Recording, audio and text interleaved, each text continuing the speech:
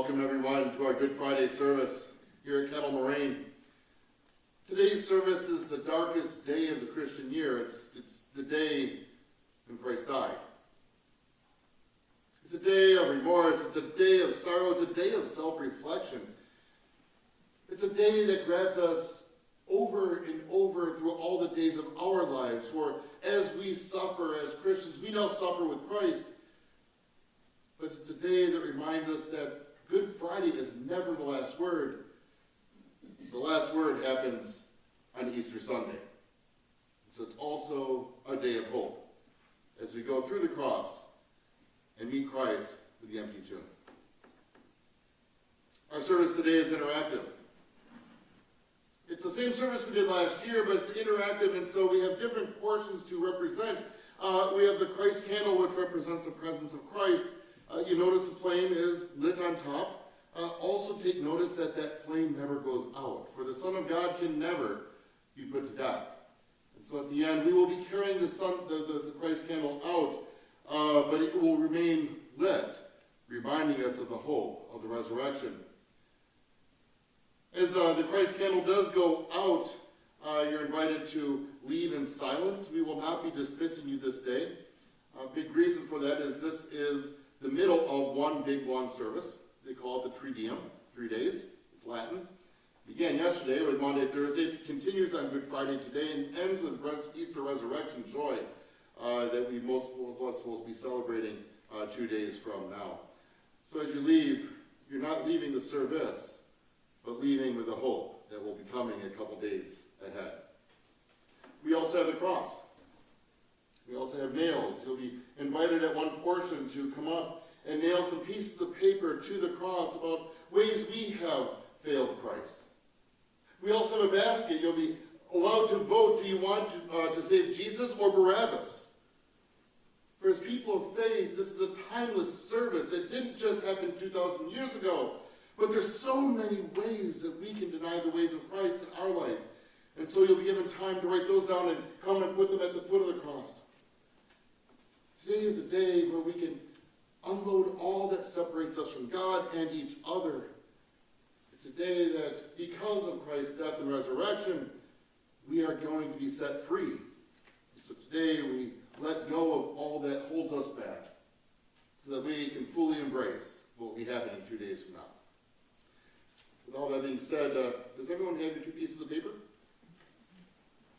You do need 2. They're in the back if you need some. Catherine, could you help us? Raise your hand if you need any more paper. Excellent. Catherine, can you, and leave your hands up, please. Could you get paper for those who still need 2 pieces of paper?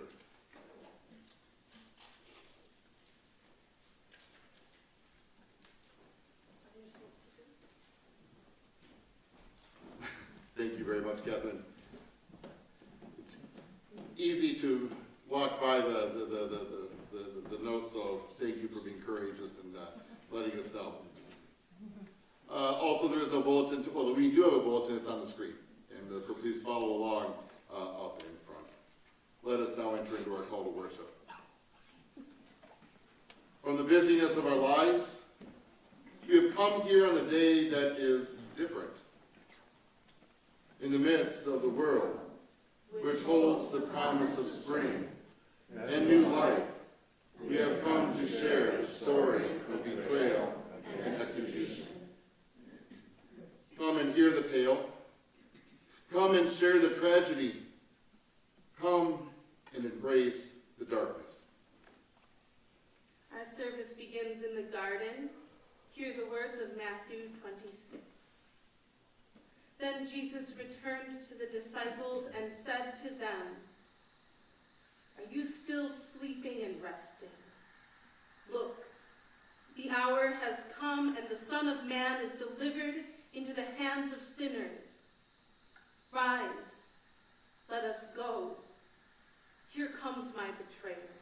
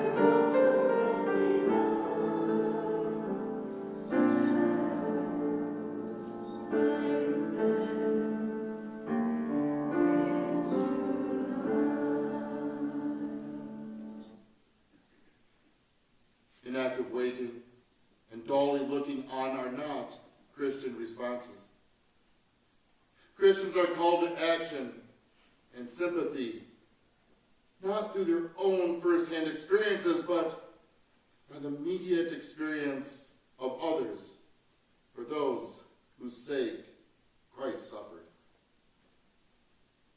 It is infinitely easier to suffer in obedience to a human command than in the freedom of one's very own responsible action. It is infinitely easier to suffer in the community with others than in solitude. It is infinitely easier to suffer publicly and with honor than in the shadow and in dishonor. It is infinitely easier to suffer through putting one's bodily life at stake than to suffer through the Spirit. Christ suffered in freedom, in solitude, in the shadow and in dishonor, in body and in spirit. Since then, many Christians have suffered with him. We confess that we have chosen ease over the cost of discipleship, indolence over action. We have turned away from injustice, all the while knowing that Christ's hands and feet are our own.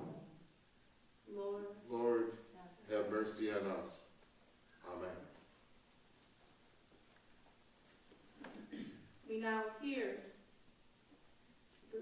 Jesus betrayed. The one called Judas Iscariot went to the chief priests and asked, "What are you willing to give me if I deliver him over to you?" So they counted out for him 30 pieces of silver. From then on, Judas watched for an opportunity to hand him over. While he was still speaking, Judas, one of the 12, arrived. With him was a large crowd, armed with swords and clubs, from the chief priests and the elders of the people. Now the betrayer had arranged a signal with them. "The one I kiss is the man. Arrest him." Going at once to Jesus, Judas said, "Greetings, Rabbi," and kissed him. Jesus replied, "Do what you came for, friend." Then the men stepped forward and seized and arrested him.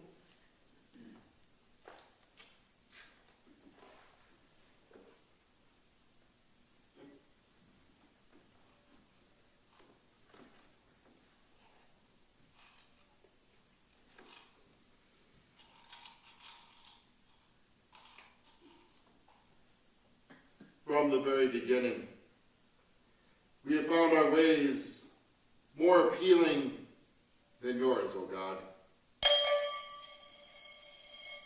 We have not loved you with all our hearts, souls, mind, and strength. We have not loved our neighbors as ourselves.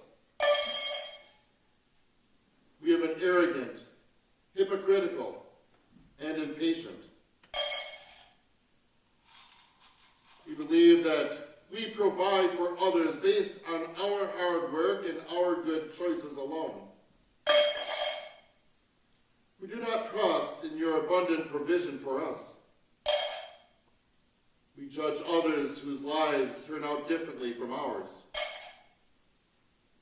We judge others who look different, or dress different, or eat different foods, love different people, pray differently. We envy those more fortunate than ourselves. We judge those we do not understand. We have not listened to your call to serve others as Christ has served us. We ignore those who we do not believe can provide with us with personal benefit. We willfully turn a blind eye to those who are suffering.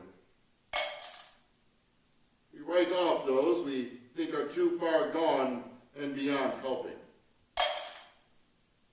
We are prone to despair. We give up easily on the work of your kingdom.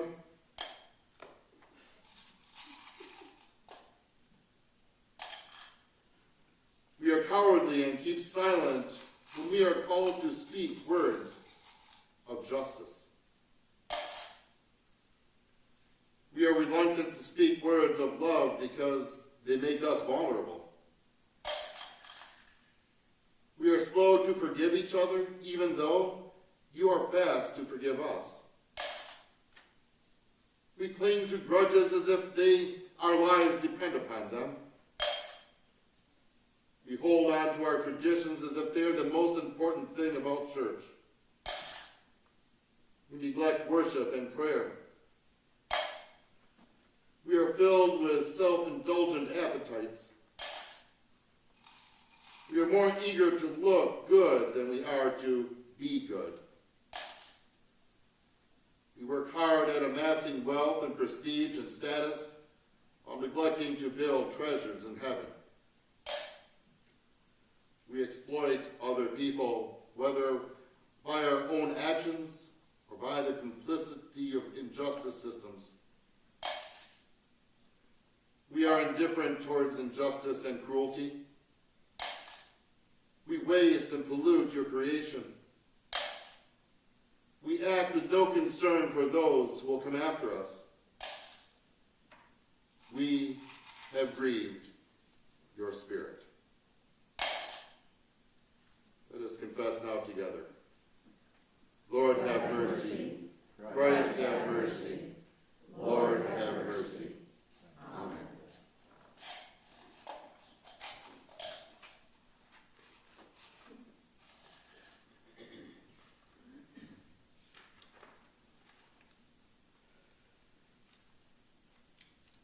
We move now to denial. Now Peter was sitting out in the courtyard, and a servant girl came to him. "You also were with Jesus of Galilee," she said. But he denied it before all of them. "I don't know what you're talking about," he said. Then he went away to the gateway, where another servant girl saw him and said to the people there, "This fellow was with Jesus of Nazareth." He denied it again with an oath, "I do not know this man." After a little while, those standing there went up to Peter and said, "Surely you are one of them. Your accent gives you away." Then he began to call down curses, and he swore to them, "I do not know the man." Immediately, a rooster crowed. Peter remembered the words Jesus had spoken. "Before the rooster crows, you will disown me 3 times." And he went out and wept bitterly. Litany for the denial of Christ. This one called Jesus did not deny the titles of Lord, Son of God, and King. Only God can make such claims. Do you know this man whom we have arrested? I do not know him. He actually stood against the temple, telling our religious leaders that they do not operate according to God's ways. Do you know this man whom we have arrested? I do not know him. He healed people's diseases and restored their bodies, even on the Sabbath. Do you know this man whom we've arrested? I do not know him. He ate with sinners and had the audacity to forgive them. Do you know this man whom we have arrested? I do not know him. He insisted that God's ways were that of love and peace. Do you know this man whom we have arrested? I do not know him. He sided with the poor and the outcast. He taught that we should do the same. Do you know this man whom we have arrested? I do not know him. He came without violence, yet his behavior disturbs the peace. Do you know this man whom we have arrested? I do not know him. then the cock crowed 3 times, and Jesus was alone.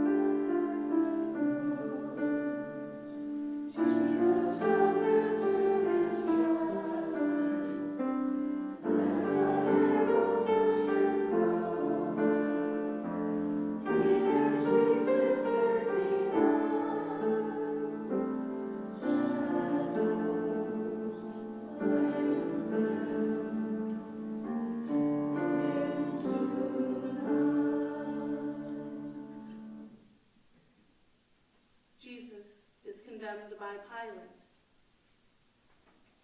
Meanwhile, Jesus stood before the governor, and the governor asked him, "Are you the king of the Jews?" "You have said so," Jesus replied. When he was accused by the chief priests and the elders, he gave no answer. Then Pilate asked him, "Don't you hear the testimony they are bringing about against you?" But Jesus made no reply, not even to a single charge, to the great amazement of the governor. Now it was the governor's custom at the festival to release a prisoner chosen by the crowd. At that time, they had a well-known prisoner whose name was Jesus Barabbas. When the crowd had gathered, Pilate asked them, "Which one do you want me to release to you? Jesus Barabbas, or Jesus, who is called the Messiah?" For he knew it was out of self-interest that they had handed Jesus over to him.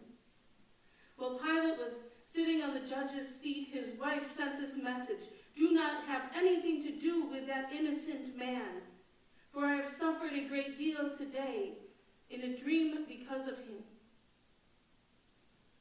The chief priests and the elders persuaded the crowd to ask for Barabbas and to have Jesus executed. "Which of the 2 do you want me to release to you?" asked the governor. "Barabbas," they answered. "What shall I do with this one who is called Jesus, who is called the Messiah?" Pilate asked. They all answered, "Crucify him." "Why? What crime has he committed?" asked Pilate. But they shouted all the louder, "Crucify him!" When Pilate saw that he was getting nowhere, but instead that an uproar was starting, he took water and he washed his hands in front of the crowd and said, "I am innocent of this man's blood." He said, "It is your responsibility." All the people answered, "His blood be on us and on our children." Then he released Barabbas to them, but he had Jesus flogged and handed him over to be crucified. Choices. We're given choices each and every day, and throughout the day, we make choices just like the crowds. Today, we hear the choice between 2 men, and we're asked to reflect on a choice of our own. Barabbas or Jesus? Now, to put into context, let us understand that Barabbas is much more like you and I. Not always has clean hands of his own, but who among us does?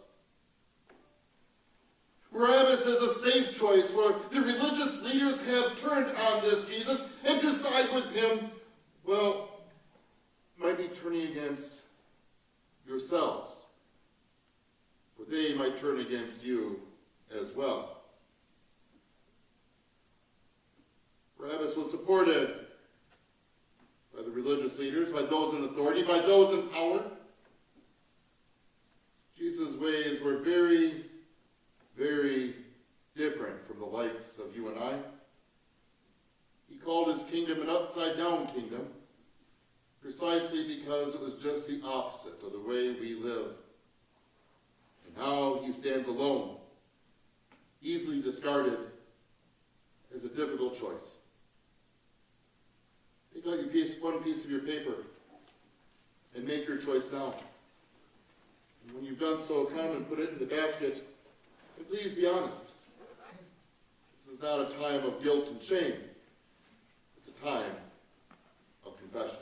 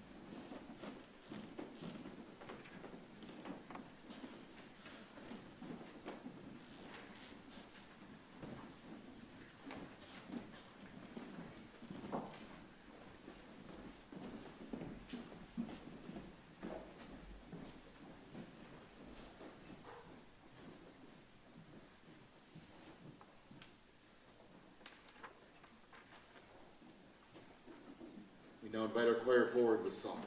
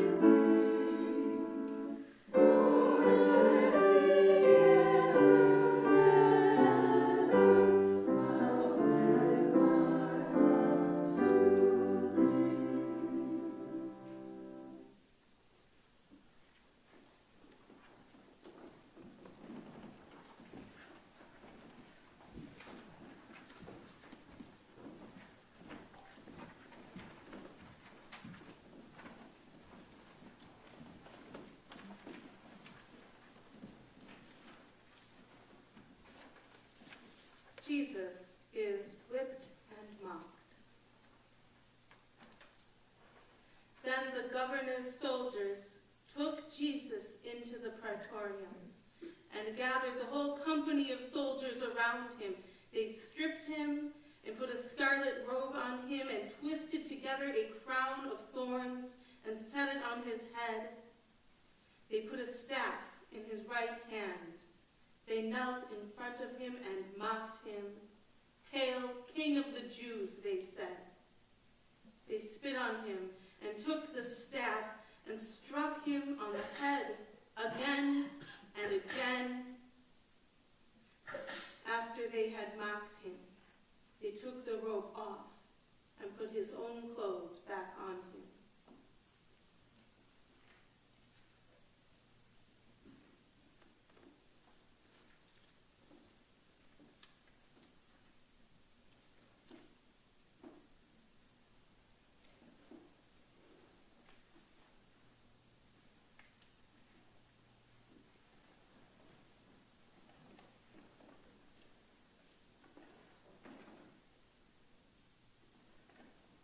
A poem by W.H. Auden. After shaking paws with the dog, whose bark would tell the world that he is always kind, the hangman sets off briskly over the heath. He does not know yet who will be provided to do the high works of justice with. Gently closing the door of his wife's bedroom, today she has one of her headaches. With a sigh, the judge descends his marble stair. He does not know by what sentence he will apply on earth the law that rules the stars.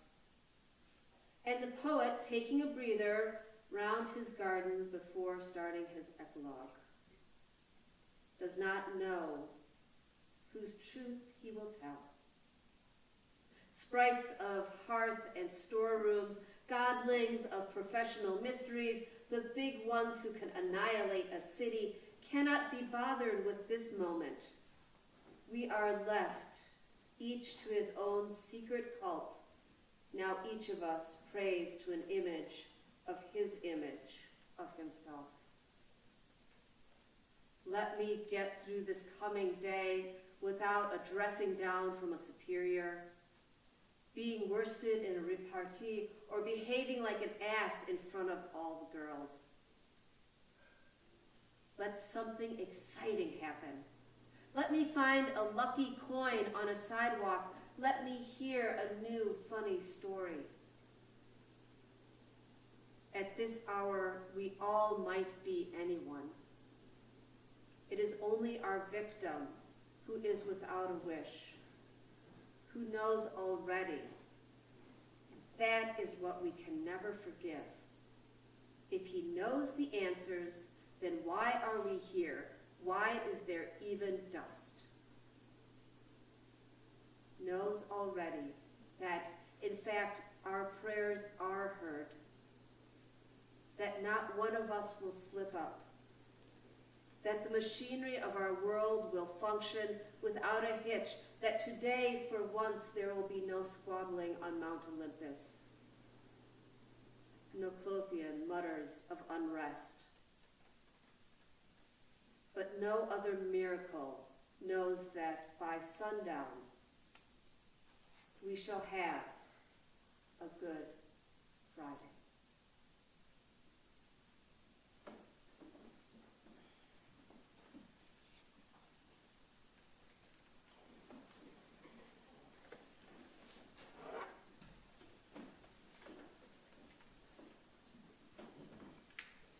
Jesus gave us a learn as ye go style of kingdom.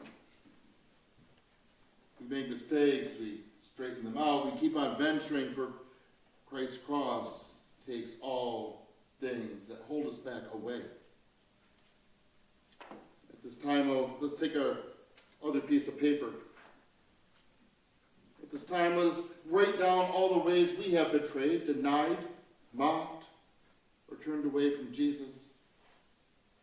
Ways that we might still be making our own mistakes, our own errors, whether known or unknown. Things we do are left undone. that, let us take them and nail them to the cross. For with the cross, they no longer belong to you.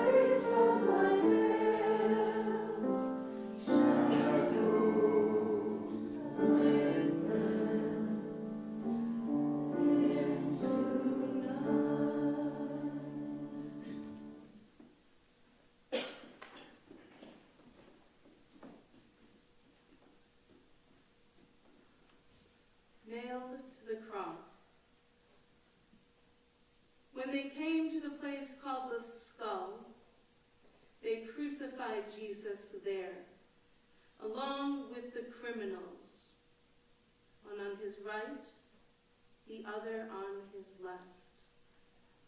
Jesus said, "Father, forgive them. They do not know what they are doing."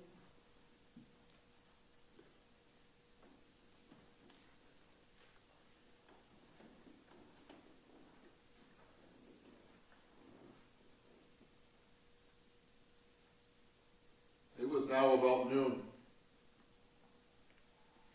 The darkness had come over the entire land until 3 in the afternoon, for the sun had stopped shining. The curtain of the temple was torn in two, and Jesus called out with a loud voice, "Father, into your hands I commit my spirit." And when he had said this, he breathed his last.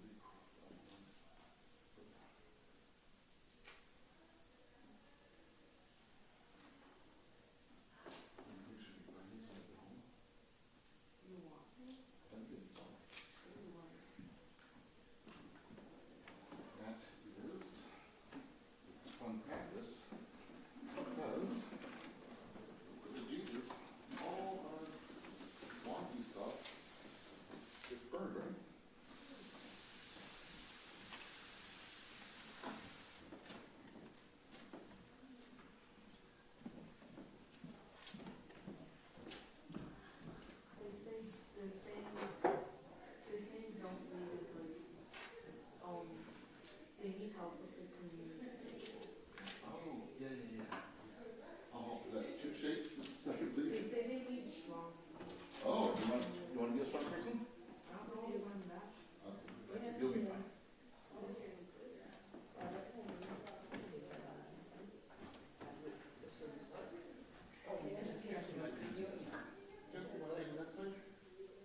Oh, I think so.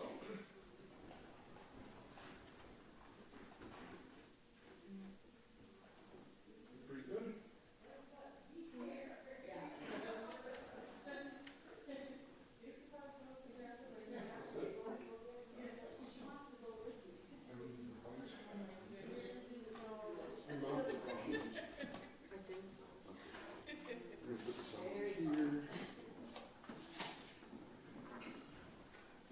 Is Nancy hauling the cars up?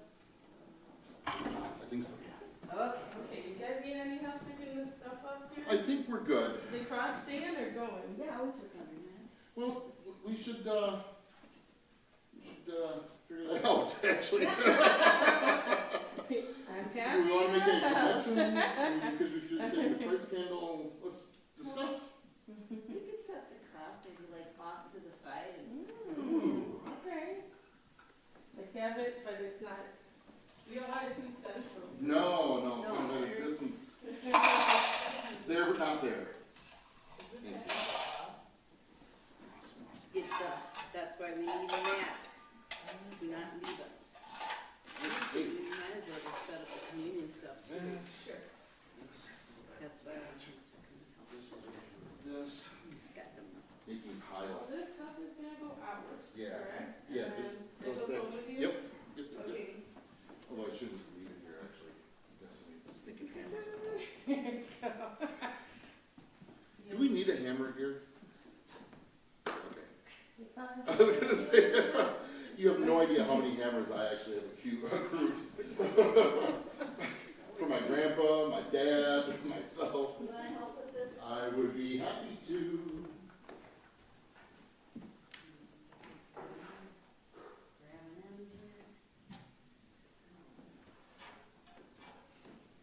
Nancy, you wanna direct us to when we've got it?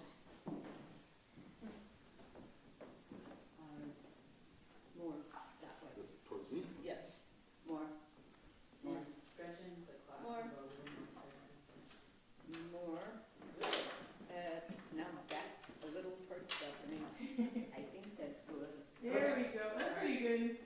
No, a little bit more towards Stephanie. Well, she's much more precise than I am. Okay. I'm like, yeah, that's good. Close enough. I feel. And then, oh, you've got, did you grab the wreaths or are they still down there? The wreaths are up here. Wow. You got everything. And that's good. I was here the other day Oh. and lined up a bunch of stuff on the steps and got those out, so Okay. it wouldn't We'll be. put the cross, we put it over there so it moves back on too. What? Where should we put the cross? You like it right there? Or should we put it off back over here in the corner?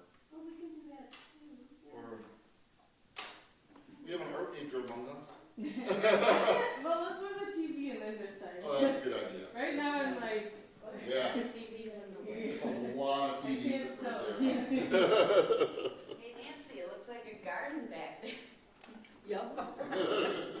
Might as well, you know. Yeah, nice. Just as a, just cause, well, we can put it over there. Are you, you wanted to take it out? Are you- We could, yeah, we could. Rain them. Oh, But this it has got to was come one off of here those though, we're gonna move it out. Days.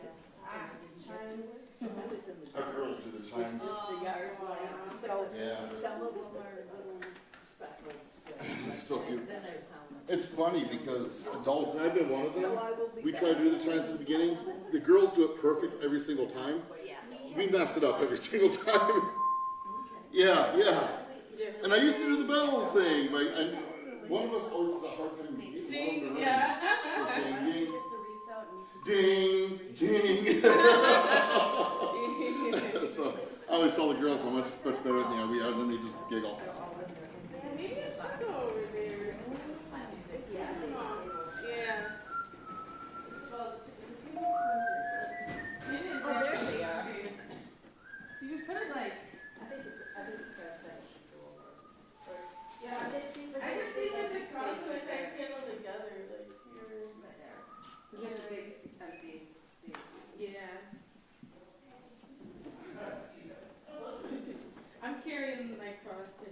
I moved this thing all over the place. Got it? Yeah.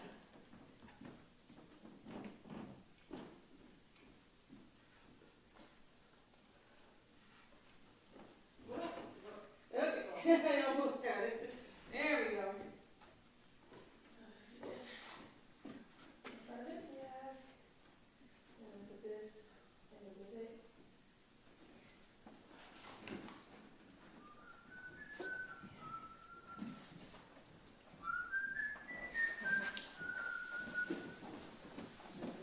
Okay. There we go. I've done my. I moved all the furniture. That's it. Right. That's good. Now we have a little Good Friday tie-in. And Yeah, yeah, Yeah. yeah. Oh.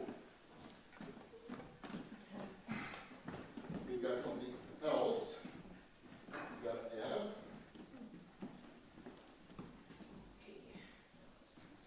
Oh man. What's your rest of the night? Going home. I'm tired. I'm watching TV or something. Yeah. What about you? Probably the same. Yeah. I don't know. I don't know what you have for dinner. My home is that way for the most of us. So I'm like, I don't.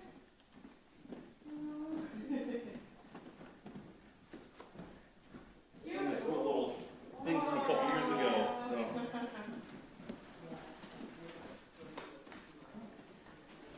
Somebody's got lights on, They do. but I don't see any colors. What are you cooking?